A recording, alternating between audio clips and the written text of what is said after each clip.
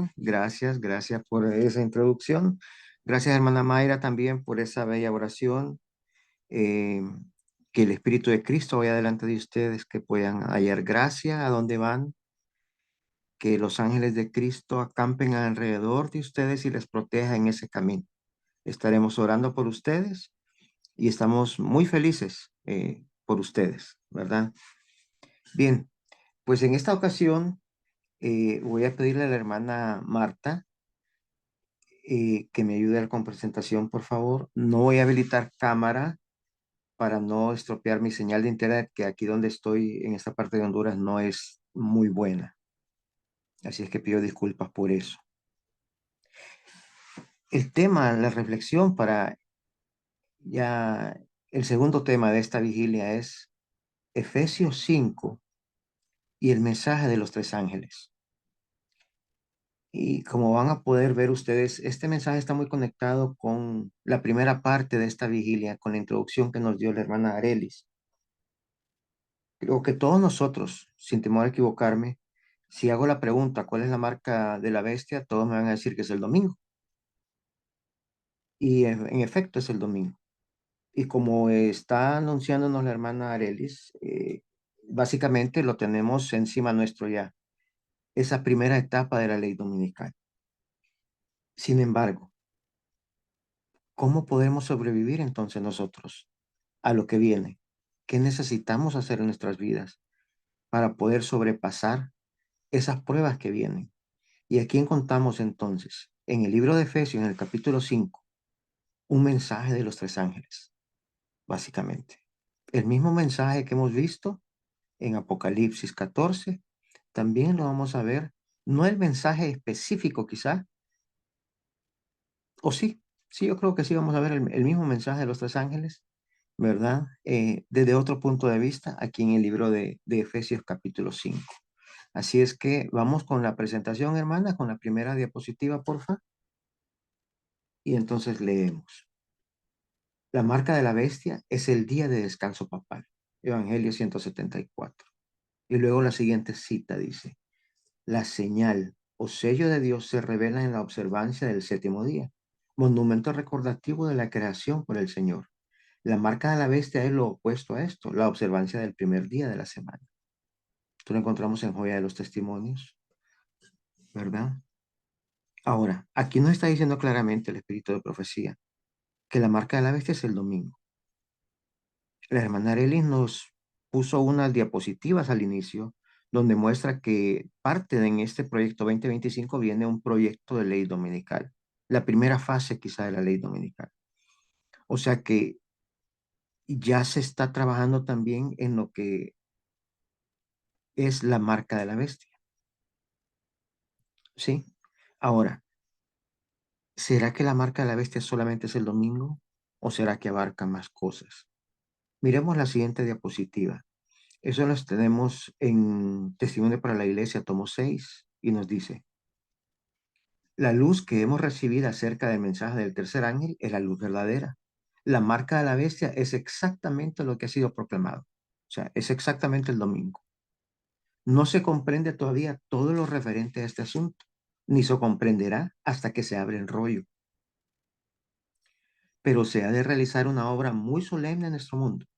La orden del Señor a su siervo es, clama a voz en cuello, no te detengas, alza tu voz como trompeta y anuncia a mi pueblo su rebelión y a la casa de Jacob su pecado. Miremos acá interesante lo que nos dice. La marca de la bestia es exactamente lo que ha sido proclamado, pero luego nos dice, no se comprende todavía todo lo referente a este asunto. O sea que hay más todavía por descubrir acerca de la marca de la bestia. Sí es el domingo, sí, no estamos negándolo, pero hay más todavía. Hay más luz que tenemos que entender, que tenemos que comprender, y no se comprenderá, dice, hasta que se abre el rollo, hasta que se abre el rollo, ¿sí? Hasta que esté abriéndose los eventos proféticos finales, ¿sí? Ahora, continuamos con la siguiente diapositiva entonces. Los tres ángeles de Apocalipsis 14, que aparecen volando por en medio del cielo, simbolizan la obra de los que proclaman los mensajes del primero, segundo y tercer ángel. Están unidos. Las evidencias de la verdad permanente y viva de estos grandes mensajes, que tanto significan para la Iglesia y que han despertado tan intensa oposición de parte del mundo religioso, no han perdido vigencia. O sea que este tema, estos mensajes están vigentes aún. Y mire lo que continúa diciendo. Satanás trata constantemente de arrojar sombra alrededor de estos mensajes, para que el pueblo de Dios no discierna claramente su significado, su momento y lugar. Pero estos mensajes viven y han de ejercer su poder sobre nuestra experiencia religiosa mientras dure el tiempo. ¿Qué nos está diciendo acá entonces? En la cita anterior vimos que todavía hay cosas por aprender acerca de la marca de la bestia. Y acá nos dice que Satanás está tratando de arrojar una sombra para que no entendamos claramente su significado. Ahora, vamos a ver entonces en las siguientes diapositivas el mensaje de los tres ángeles, de acuerdo a la Biblia. Y vamos a ver, voy a querer ahorita analizarlo de la manera tradicional, como lo hemos aprendido en la iglesia adventista, tradicionalmente, ¿sí? Dice, versículo 6, 14:6. Y vi volar por en medio del cielo a otro ángel, que tenía el evangelio eterno para predicarlo a los moradores de la tierra, a toda nación, tribu, lengua y pueblo, diciendo a gran voz, temed a Dios y dadle gloria, porque la hora de su juicio ha llegado, y adorad a aquel que hizo el cielo y la tierra, el mar y las fuentes de las aguas. Aquí nos dice, la hora de su juicio ha llegado. Nosotros los adventistas hemos aprendido que el juicio comenzó en 1844, que hay que adorar al verdadero creador, al Hijo unigénito. Quizá esa parte no la entendimos o no la hemos estado entendiendo bien en la iglesia adventista. Pero la parte de que la hora de su juicio ha llegado, creo que sí la hemos entendido un poco. Dadle gloria, dice, porque la hora de su juicio ha llegado y adorad a aquel que hizo el cielo, la tierra, el mar y las fuentes de las aguas. Adorar al verdadero creador, al Hijo unigénito, al engendrado. Él es el verdadero creador. Así, esa es una idea somera de lo que nosotros entendemos en la iglesia adventista. Vamos a ver entonces el segundo mensaje. Dice, otro ángel le siguió diciendo, ha caído Babilonia, la gran ciudad, porque ha hecho beber a todas las naciones del vino del furor de su fornicación. Tradicionalmente nosotros hemos entendido que aquí se está refiriendo quizá a la iglesia católica, que esa es Babilonia y que ha caído, porque ha dado de beber a las otras denominaciones y a las otras naciones del vino del furor de su fornicación. Y que este vino son falsas enseñanzas, enseñanzas que no son bíblicas. Así lo hemos entendido este segundo mensaje, ¿sí? Avanzamos entonces al tercero. Y dice, y el tercer ángel lo siguió diciendo a gran voz, si alguno adora a la bestia y a su imagen y recibe la marca en su frente o en su mano, él también beberá del vino de la ira de Dios, que será saciado puro en el cáliz de su ira y serán atormentados con fuego y azufre delante de los santos ángeles y del Cordero. Entonces aquí nosotros lo entendemos tradicionalmente que si alguno guarda el domingo y adora a la bestia, entonces él va a recibir la marca de la bestia en su frente o en su mano. Y como consecuencia de haber recibido la marca de la bestia, entonces va a beber del vino de la ira de Dios. Va a recibir las 7 postreras plagas. Ese es el vino de la ira de Dios. Eso es en resumen el mensaje de los tres ángeles. Así lo hemos entendido nosotros, tradicionalmente. Póngale, quítale un poquito más. Esa es la comprensión que tenemos básicamente en general, todos. Ahora, de esto que leímos, ¿qué es lo que Satanás trata de ensobrecer? ¿Qué es lo que no entendemos? ¿Acaso no entendemos que el domingo es la marca de la bestia? ¿Acaso no entendemos que Babilonia es la iglesia católica y que ha dado de beber a las naciones de ese vino? ¿O que la hora del juicio ya comenzó en 1844?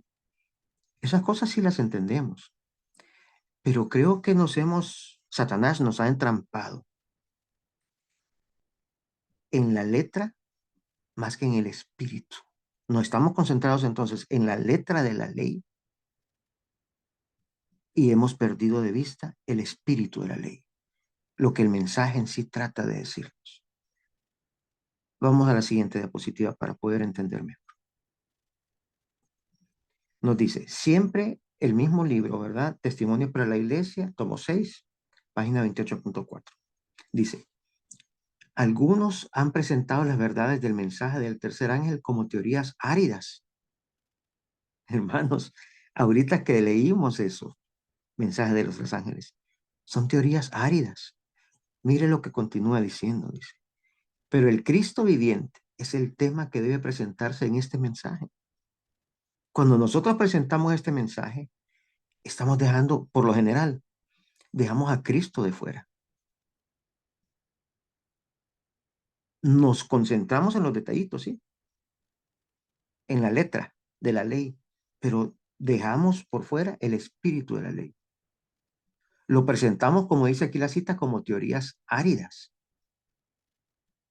Continúa diciendo, continúa leyendo la cita.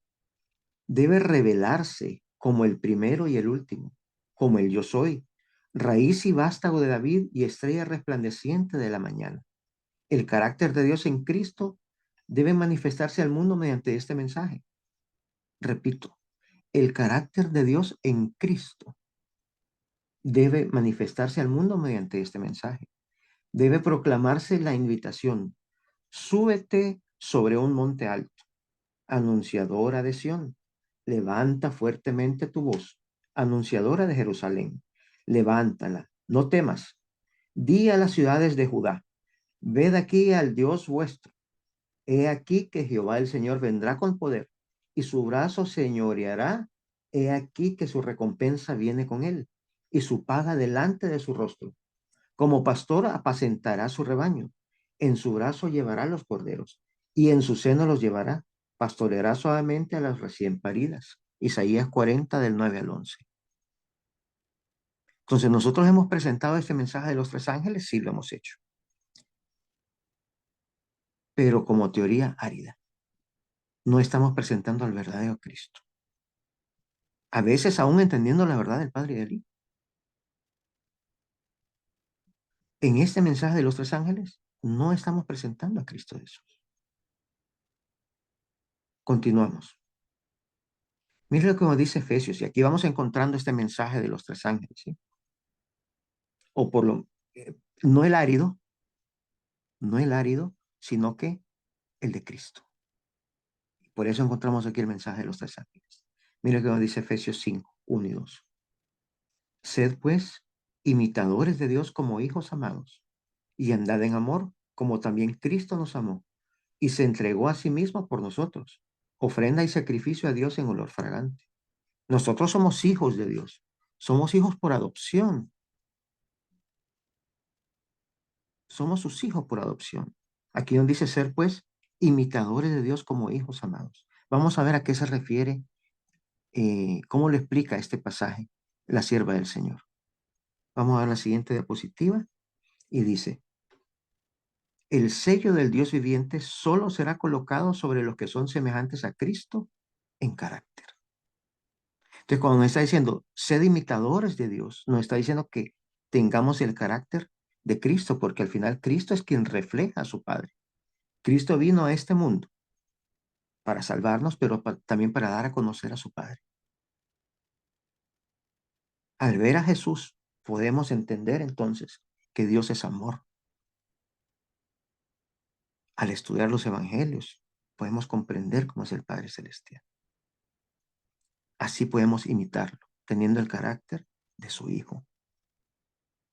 Y la segunda cita dice, los que reciban el sello del Dios vivo y sean protegidos en el tiempo de angustia, deben reflejar plenamente la imagen de Jesús. Entonces, Efesios 5, los primeros dos versículos nos dice que tengamos el carácter de Cristo, que reflejemos la imagen de Jesús. Eso nos está diciendo.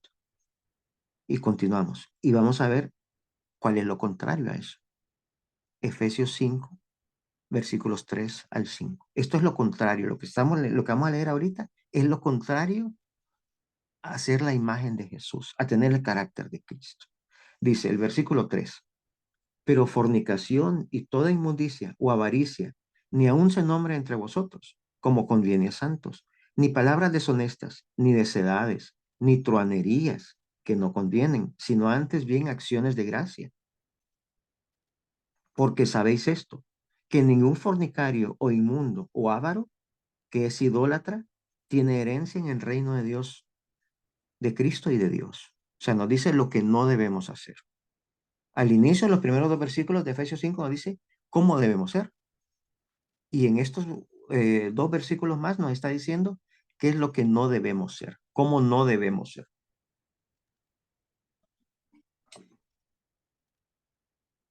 Continuamos entonces. Miren, aquí viene lo interesante. Siguiente diapositiva. Vemos Efesios 5, versículo 6. Nadie os engañe con palabras vanas, porque por estas cosas viene la ira de Dios sobre los hijos de desobediencia. Y la ira de Dios lo puso en amarillo para que resaltara por algún motivo. ¿Sí? O sea que esta gente que practica lo que vimos, a ver si podemos ver la diapositiva de atrás, lo que practica esto, los fornicarios, los inmundos, los ávaros, los idólatras, los truanes, los que hablan necedades, deshonestos, recibirán la ira de Dios, dice. Recibirán la ira de Dios. ¿Sí? Ahora, avanzamos entonces. Y el siguiente también. Y mire quiénes más reciben la ira de Dios. Apocalipsis 14, versículos 9 y 10. Y el tercer ángel lo siguió diciendo a gran voz: si alguno adora a la bestia y a su imagen, y recibe la marca en su frente o en su mano, él también beberá del vino de la ira de Dios. O sea que si un grupo en Efesios 5 recibe la ira de Dios, y esta otra cita aquí en Apocalipsis 14 también nos dice que reciben la ira de Dios, y que la ira de Dios la recibieron acá por haber recibido la marca de la bestia en su frente o en su mano. La gente que vimos en el pasaje anterior, el grupo que vimos en el pasaje anterior, la descripción que vimos en el pasaje anterior, Efesios 5, del 3 al 5, también reciben la ira de Dios por haber recibido la marca de la bestia. Porque aquí es claro que quienes reciben, quienes beben de la ira de Dios, son aquellos que reciben la marca en su frente o en su mano. Entonces, no solamente es la marca acerca del domingo o sábado, que sí lo es. No solamente también es a quién está adorando usted. ¿Está adorando a la verdadera deidad, a la deidad bíblica, o está adorando a la deidad católica, a los dioses católicos? ¿A quién adora? ¿Sí? No solamente es eso, sino que es más que eso. Tiene el carácter de Cristo, refleja la imagen de Jesús o no lo hacemos. Y si no lo hacemos, también vamos a recibir la marca de la bestia y vamos a gozar o vamos a beber de la ira de Dios, del vino de la ira de Dios. Por eso nos decía la cita que leímos al inicio, que no hemos entendido completamente lo que es la marca de la bestia. Y que Satanás trata de tirar sombras sobre esto, mensaje de los tres ángeles, para que no los entendamos en realidad. O sea que hay algo más que eso.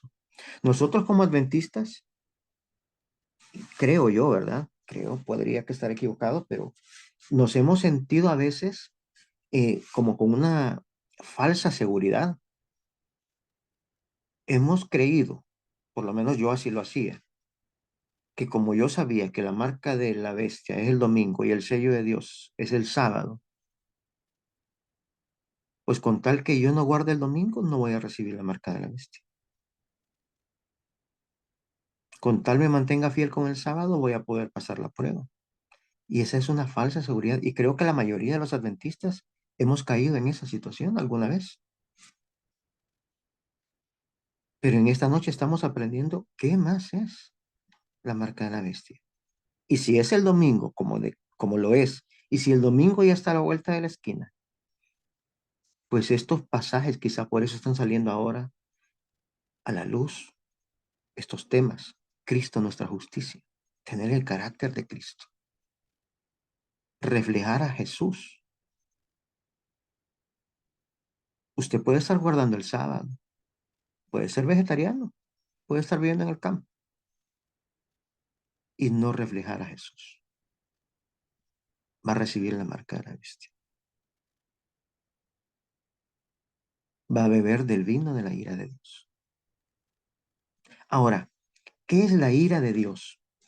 A veces nosotros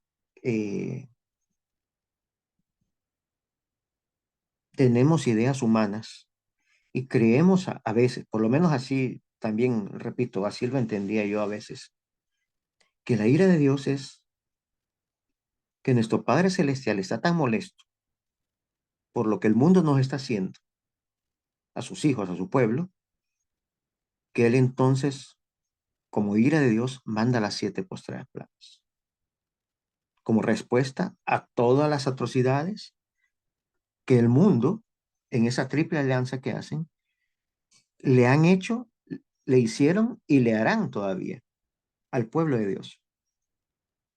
Y entonces creemos que la ira de Dios es la respuesta a esas acciones. Por lo menos nosotros así actuamos, ¿verdad? Nosotros, pues si alguien nos daña a nuestra familia, a nuestros hijos, nuestras amistades, nuestros hermanos, pues entonces reaccionamos. Y a veces creemos que es así. Pero dejemos de especular un poco y vamos a la Biblia. Vayamos a la Biblia. Miremos lo que la misma Biblia nos dice que es la ira de Dios. Cómo la Biblia describe la ira de Dios. Y luego vamos a leer algunos pasajes del Espíritu de Profecía donde Ellen White también lo amplía de otra, lo explica de otra manera también, pero bajo la misma idea que presenta el libro de Romanos. Entonces vamos a la siguiente diapositiva y esta es la definición de la ira de Dios en la Biblia. ¿Sí? No tenemos que especular, la buscamos en la Biblia, ahí está en la palabra de Dios. Vamos a leer Romanos 1, del 18 al 20 para empezar, para ir entendiendo qué es la ira de Dios. Dice el versículo 18: porque la ira de Dios se revela desde el cielo contra toda impiedad e injusticia de los hombres que detienen con injusticia la verdad. Contra ellos se revela, dice. Contra los hombres que detienen con injusticia la verdad. Y el 19 dice, porque lo que de Dios se conoce les es manifiesto, pues Dios se lo manifestó, porque las cosas invisibles de Él, su eterno poder y deidad, se hacen claramente visibles desde la creación del mundo, siendo entendidos por medio de las cosas hechas, de modo que no tienen excusas. O sea que Dios se ha reflejado en nosotros, Dios se ha manifestado en nosotros, se ha manifestado en su palabra, en su Biblia, se ha manifestado a través de sermones, de predicadores, se ha manifestado a través de su Hijo Jesucristo. A través de Él lo podemos conocer. Y también se ha manifestado a través de la naturaleza. Meditando yo en este pasaje, se me vino a la mente el estado de California, quizá uno de los estados en cuanto a naturaleza más bonitos de Estados Unidos. Sin embargo, sus habitantes, no todos, sí, pero una buena parte de sus habitantes, cómo viven, no reconocen a Dios, rechazan a Dios. Dios se ha manifestado ahí, a través de la naturaleza. Usted mira esas imágenes del Yosemite, por ejemplo, y es imposible no pensar que hay un creador para ver esas bellezas. Queda muy cerca de San Francisco, por cierto. Y miren San Francisco, cómo es esa ciudad. ¿Sí? Avanzamos. Continuamos con la definición de la ira de Dios. Dice el versículo 21, pues habiendo conocido a Dios, no le glorificaron como a Dios, ni le dieron gracias, sino que se envanecieron en sus razonamientos y su necio corazón fue entenebrecido. Profesando ser sabios, se hicieron necios y cambiaron la gloria de Dios incorruptible en semejanza de imagen de hombre corruptible, de aves, de cuadrúpedos y de reptiles. ¿Sí? Rechazaron la verdad de Dios, no quisieron saber de Dios. Entonces, su corazón fue entenebrecido, dice. Se envanecieron sus razonamientos, ya no pudieron razonar bien. Y eso es lo que estamos viendo hoy en mucha gente.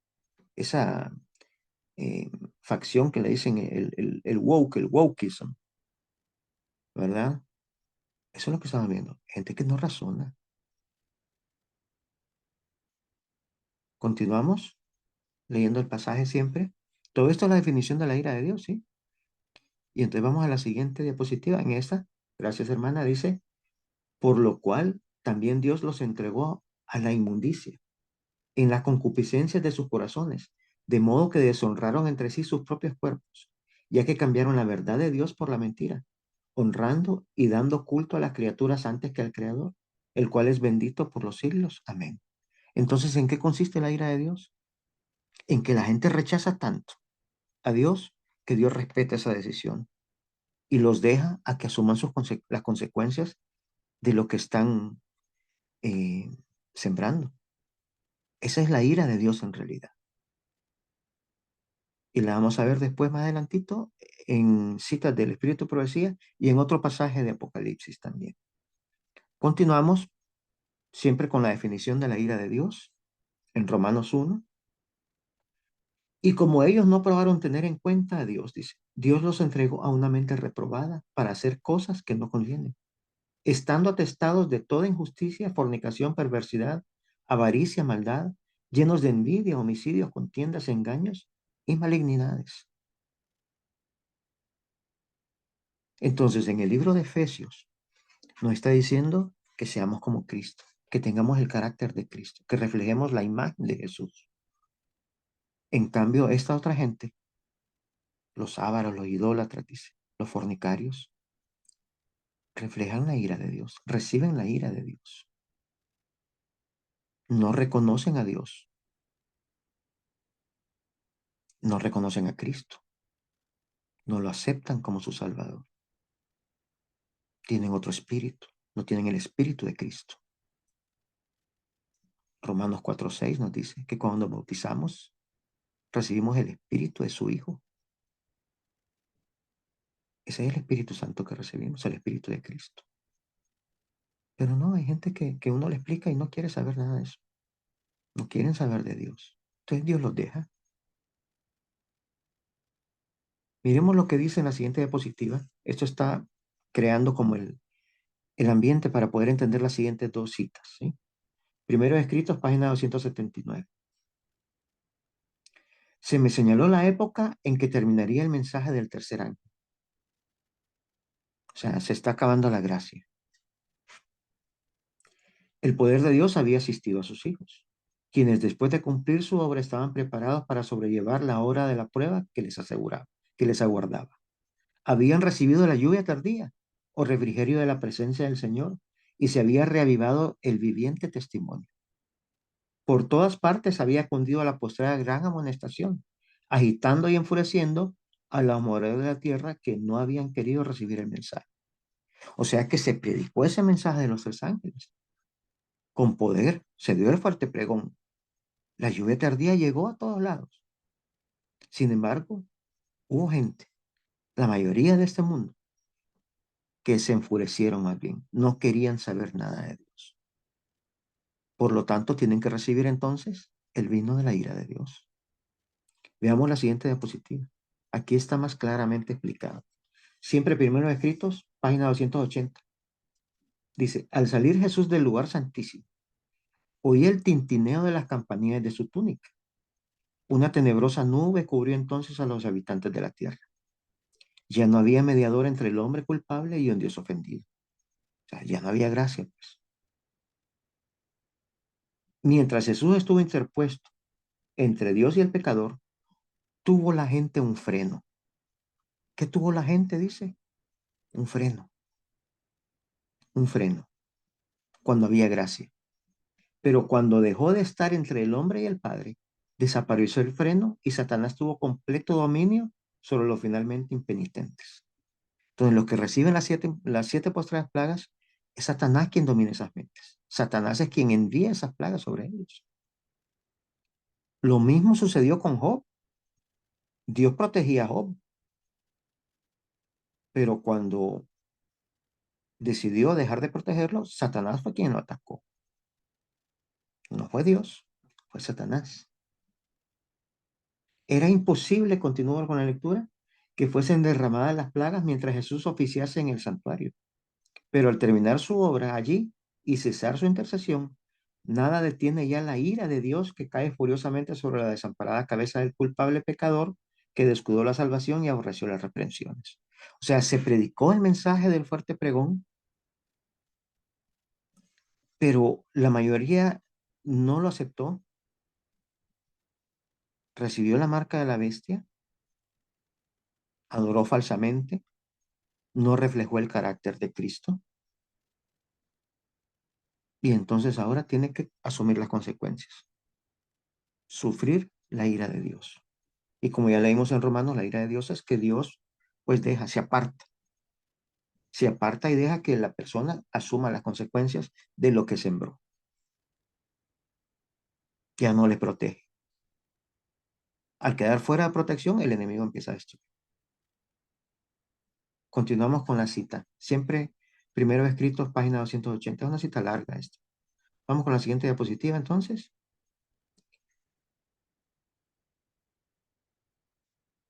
No, no, aquí, gracias hermano. Dice, en aquel terrible momento, después de cesar la mediación de Jesús a los santos, les toca vivir sin intercesor en presencia del Dios Santo. Había sido decidido todo caso y numerada cada joya. O sea, ya no hay gracia ahí. Detúvose un momento Jesús en el departamento exterior del santuario celestial y los pecados confesados mientras él estuvo en el lugar santísimo, fueron asignados a Satanás, originador del pecado, quien debía sufrir su castigo, a Azazel, lo que nos comentaba el pastor Robles en el tema que él tuvo anteriormente, ¿sí? Finalmente, Satanás es quien nos hace pecar. Entonces, la responsabilidad cae sobre él al final.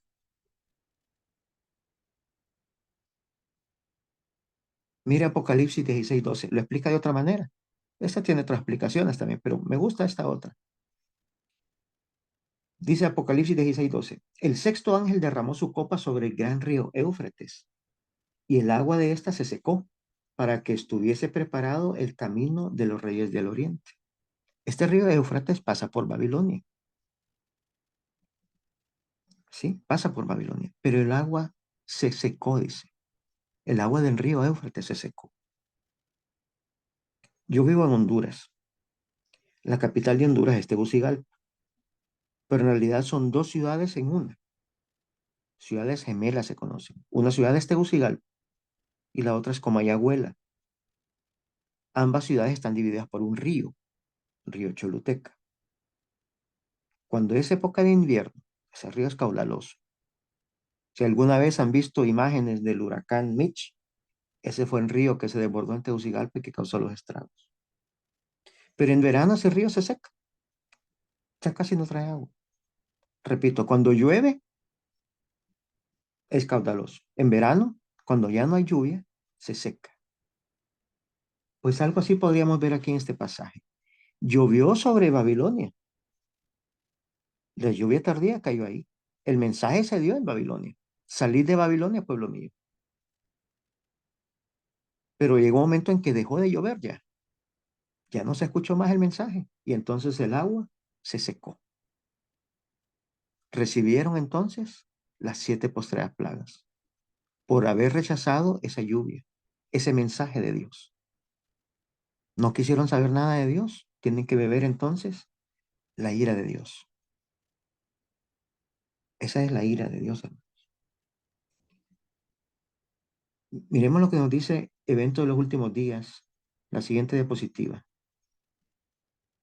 Nos dice, los que tienen una oportunidad de oír la verdad y sin embargo no se esfuerzan por oírla ni comprenderla, pensando que si no oyen no serán responsables, serán considerados culpables ante Dios, lo mismo como si la hubieran oído y rechazado. No habrá excusa para los que elijan caminar en el error cuando podrían haber entendido lo que es la verdad.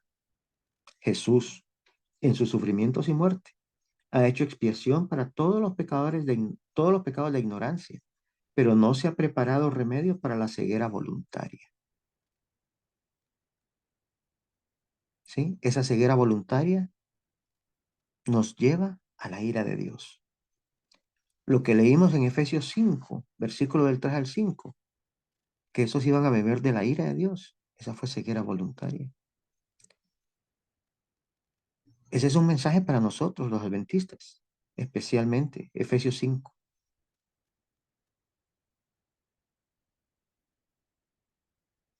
Estamos viendo las señales. Estamos viendo que el domingo se acerca, pero a veces no queremos escuchar. No queremos escuchar la verdad del Padre y del Hijo. Y peor aún, a veces no queremos escuchar también que tenemos que cambiar. Tenemos que permitir que Cristo tome control de nuestras vidas. Que Cristo tome control de nuestras mentes, de nuestros corazones. Y a dejar de pecar, aborrecer el pecado. Hoy en la mañana, el hermano Alfredo en su prédica nos dijo que mientras nosotros estemos pecando, el santuario en el cielo va a seguir contaminándose. Hermanos, tenemos que abandonar el pecado. Solamente lo podemos hacer si Cristo toma el control de nuestras vidas. Solamente así lo podremos hacer. Y ese es el verdadero mensaje de los tres ángeles. Ese es el verdadero mensaje que está en Efesios 5. Vamos a seguir con Efesios 5, la siguiente diapositiva. Vamos a hacer una comparación que aquí muy interesante. Efesios 5 del 14 al 16 nos dice, por lo cual dice, despiértate, tú que duermes, y levántate de los muertos, y te alumbrará Cristo. Mirad pues con diligencia cómo andéis, no como necios, sino como sabios, aprovechando bien el tiempo, porque los días son malos.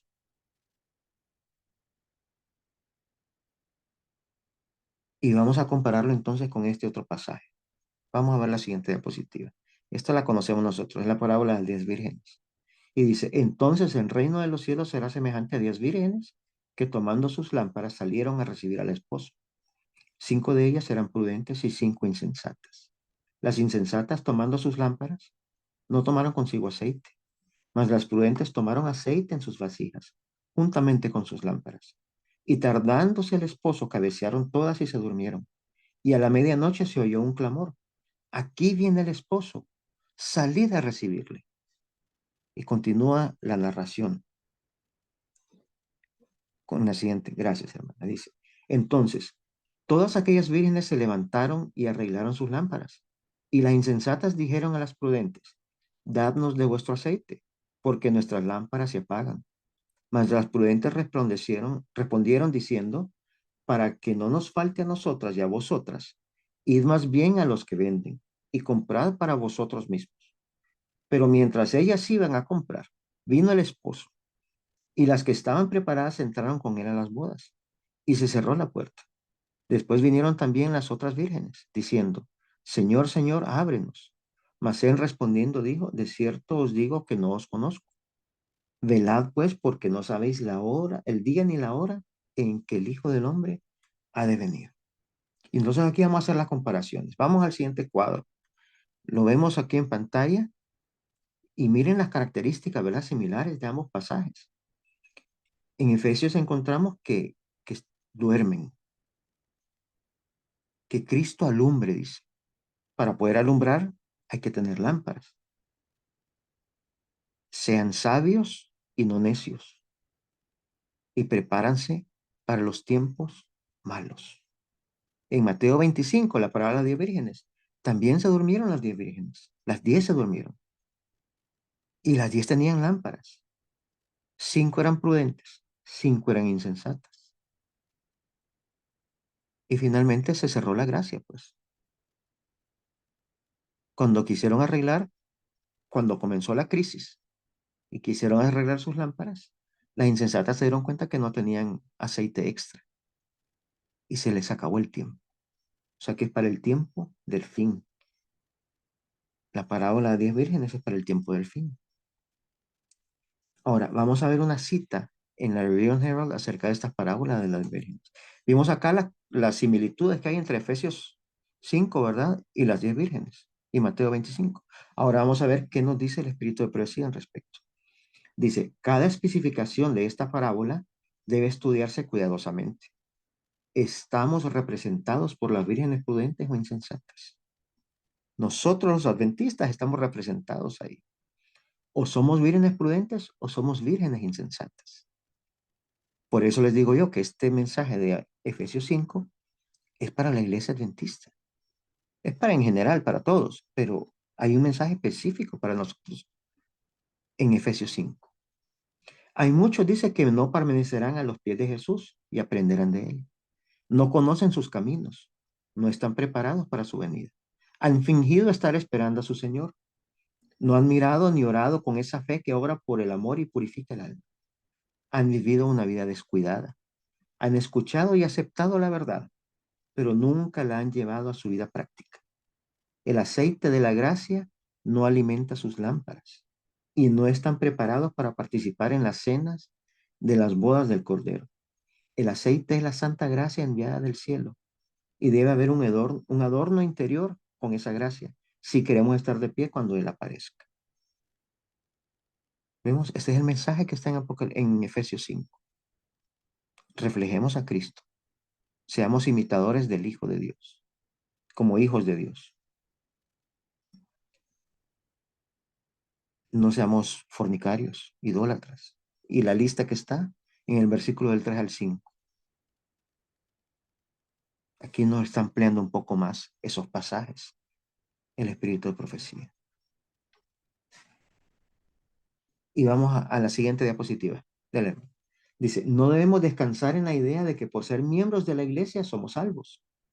Mientras no demos evidencia de que somos conformados a la imagen de Cristo, mientras nos aferramos a nuestros viejos hábitos y tejemos nuestra tela con hilos de ideas y costumbres mundanas.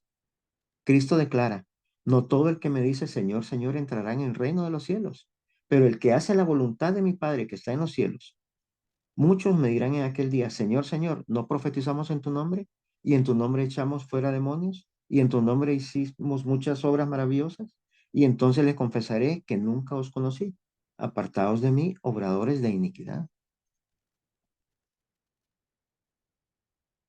No reflejamos a Cristo.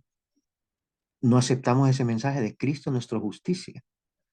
No permitimos que Cristo nos transformara, nos cambiara, que tomara control de nuestra mente, de nuestros impulsos, de nuestra habla, nos decía la hermana Arelis al inicio.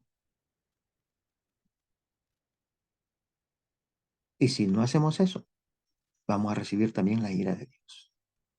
Y creo que esto es muy oportuno en este momento, porque la marca de la bestia ya se está trabajando. Por ende, también el sellamiento ya va a venir, pero solamente los que tengan el carácter de Cristo, los que hayan aceptado ese mensaje de Cristo, nuestra justicia, serán sellados. No importa si es adventista de tantas generaciones, si ha sido vegetariano toda su vida, si siempre ha guardado el sábado. Tenemos que reflejar el carácter de Cristo. Tenemos que permitir que Él tome control de nuestras vidas. Vamos a la siguiente cita. Aquí está clarito esto. Mire, mensajes selectos tomo uno. Dice, varios me han escrito preguntándome si el mensaje de la justificación por la fe es el mensaje del tercer ángel. Y he contestado, es el mensaje del tercer ángel en verdad. Ese es el verdadero mensaje del tercer ángel. Sí, el domingo es necesario saberlo. Sí, es parte también. ¿Sí? Pero en este se basa. Ese es el verdadero mensaje del tercer ángel. La justificación por la fe de Cristo Jesús en nosotros. Creer ese mensaje. Aceptar que somos salvos. Aceptar que todo lo podemos en Cristo porque Él nos fortalece. Cristo viene por una iglesia sin mancha ni arruga. Los 144,000 son sin mancha delante del Cordero. Son las pruebas que Dios va a presentar ante el universo que esa demanda de Satanás es falsa. que sí se puede vivir en este mundo sin pecar. Y como medio de prueba va a presentar a los 144,000, aquellos que estaban vivos en la última crisis del planeta, en la situación más angustiosa del planeta, cuando se están derramando las 7 postreras plagas, cuando ya no hay gracia, cuando Cristo terminó su intercesor en el lugar santísimo, cuando ya no había mediador. Esta gente de los 144,000 dejaron de pecar, porque si hubieran pecado, tendrían que morir, pues ya no habría intercesión por ellos en el lugar santísimo. Ya no habría quien borrara ese registro de ese pecado. Sin embargo, este grupo es el que Dios va a presentar ante el universo como medio de prueba. Y va a decir, esa demanda de Satanás es falsa. Aquí están las pruebas. Los persiguieron. Satanás envió las plagas. Hubo decreto de muerte. Los metieron a la cárcel. Al final había un decreto para aniquilarlos, para raerlos de la tierra. Y ni así se dieron. Estos han creído en la verdad del Padre y del Hijo. Han sido sellados en sus frentes. Han reflejado el carácter de Cristo. Esa es la respuesta de Dios ante esta demanda que se puso en contra de él desde el inicio del universo. El universo está expectante.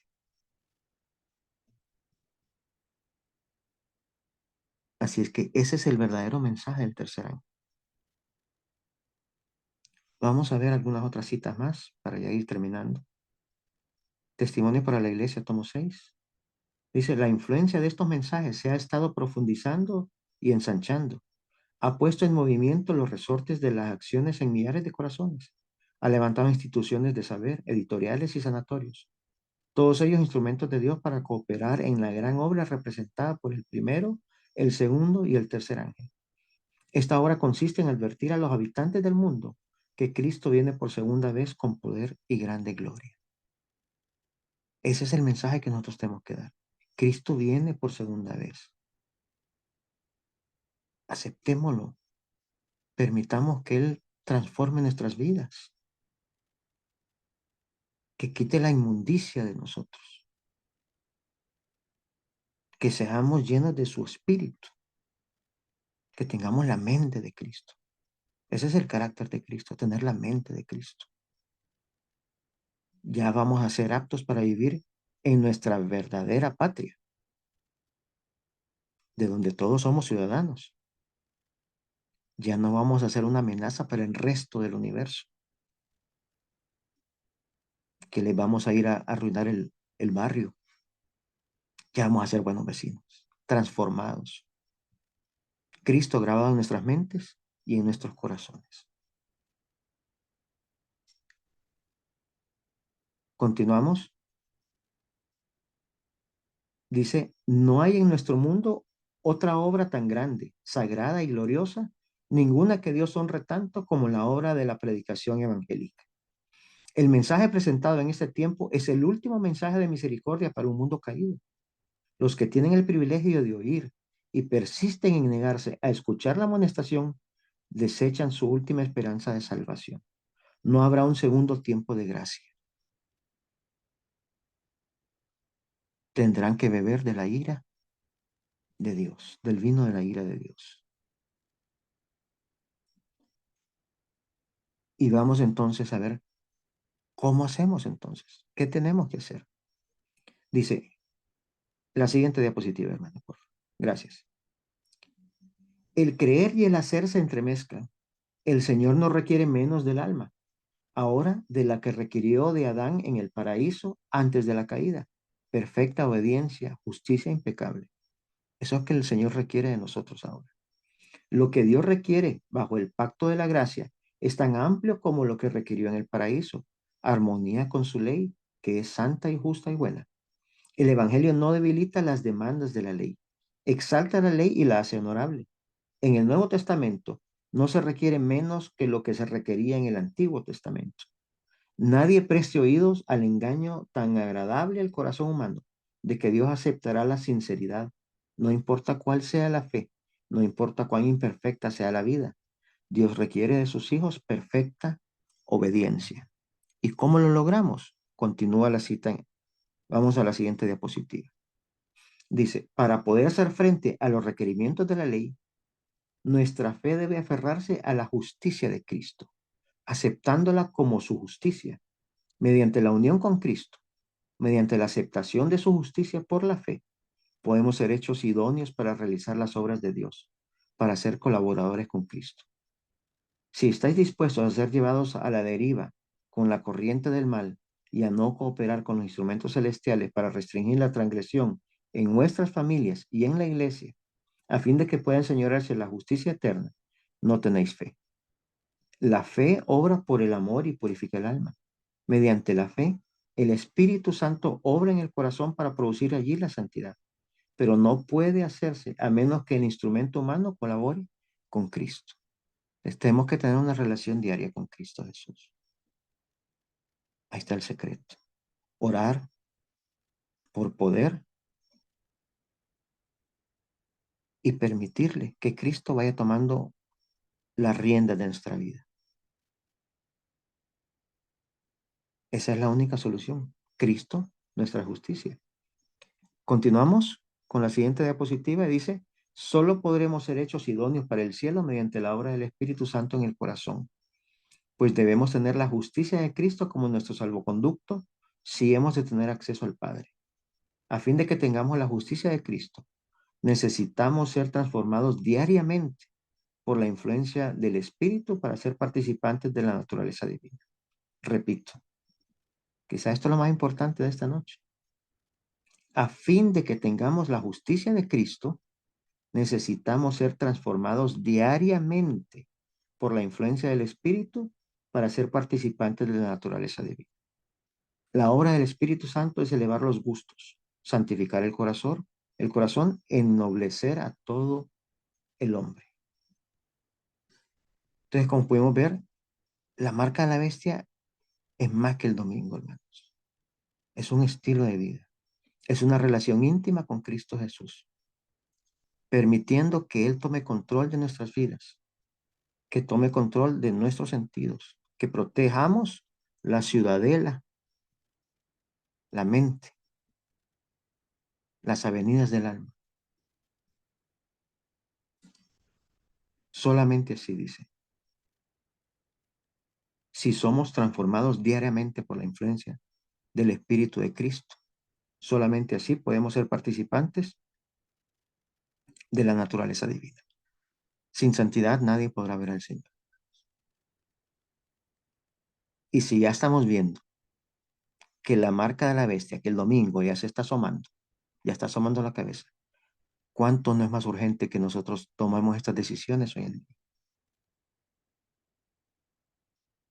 Para esa es esta vigilia, para tomar esas decisiones, para ir a los pies de Cristo y pedir que nos transforme. Que Dios le bendiga, hermanos. Gracias por su tiempo, gracias por acompañarnos y, y ánimo, adelante. La victoria está cerca ya. Ya casi nos vamos a nuestro hogar.